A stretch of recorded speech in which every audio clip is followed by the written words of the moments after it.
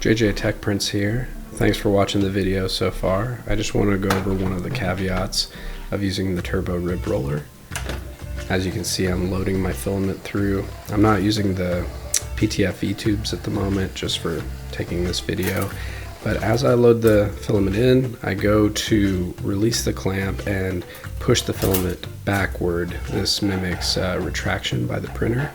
And as you can see here, after I push it back a little ways, the spool will not be as tightly wound. But retraction is very minimal on the A1 and the A1 Mini, so this shouldn't really be a problem, and you can just tighten it up as you go to remove the spool.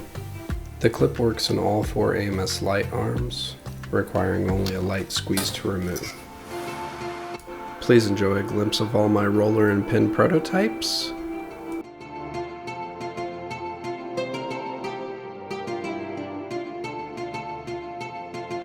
Thank you for watching. Until next time, happy printing.